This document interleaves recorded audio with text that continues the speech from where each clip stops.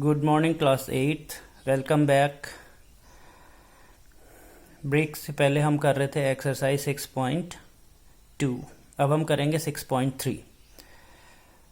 इसमें first question है what could be the possible ones digit of the square root of the each of the following numbers. तो जैसे हमारे पास number है 9801, तो इसकी possible ones digit of square root होगी 1 और 9। देखो कैसे, क्योंकि हमें कोई ऐसा नंबर ढूंढना है जिसको उसी से मल्टीप्लाई करके लास्ट में 1 आ जाए।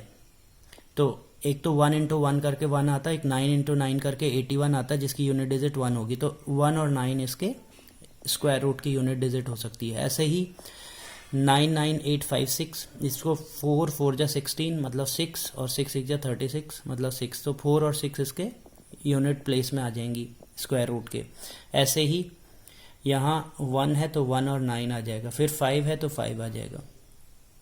Okay, second question, without doing any calculation find the number which are surely not perfect square. देखो परफेक्ट स्क्वायर के लिए हमने एक रूल बताया था कि if any number ends with 1 4 9 5 or 6 or it ends with 2 zeros, then it will be a perfect square. It may be a perfect square, and if it ends with 2 3 7 8 or with single zero, then it will not be a perfect square.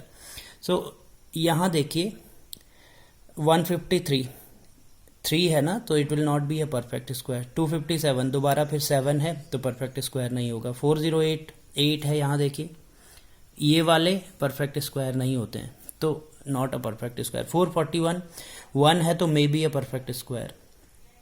फिर question number 3 है square root by repeated subtraction. Repeated subtraction में आप क्या करते हैं कि जिस number का आपको स्क्वायर रूट निकालना होता है उसमें से आप ऑड नंबर्स को माइनस करते जाते हैं और उसके बाद देखते हैं कितने स्टेप में आपका प्रोसेस पूरा हुआ, तो नंबर ऑफ स्टेप्स हमारा आंसर होता है। जैसे मैंने 100 का कर रहा हूँ तो 100 माइनस 1 99, फिर 99 में से दूसरा ऑड नंबर 3 है तो 3 सब्ट्रैक्ट कर दिया, फिर 5 फिर 7 फिर 9 फिर 11, जो नंबर बचेगा उसमें सब्ट्रैक्ट करते जाना है। 13 फिर 15 फिर 17 फिर 19। तो आप देखोगे कितने स्टेप में पूरा हुआ कैलकुलेशन। 1 2 3 4 5 6 7 8 9 10, तो 10 स्टेप्स में पूरा हुआ। इसका मतलब square root of 100 will be 10। तो ये देखिए स्क्वायर रूट ऑफ 100 10। ये जो आप सिंबल देख रहे हैं ये स्क्वायर रूट का सिंबल है। अगर मुझे स्क्वायर रूट ऑफ 100 लिखना है तो मैं इस तरह से इसको लिखूंगा। 169 का आप खुद कर सकते हैं। नेक्स्ट है square root by prime factorization method. Prime factorization आपको आता है, बस स्क्वायर रूट इसमें नया है।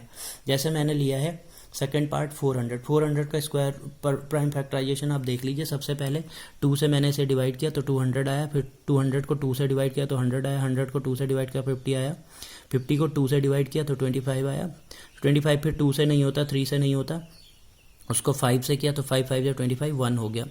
फिर हम इसको ऐसे लिख देंगे 400 इज इक्वल टू, ये सारे मैंने लिख दिए 2 into 2 into 2 into 2 into 5 into 5।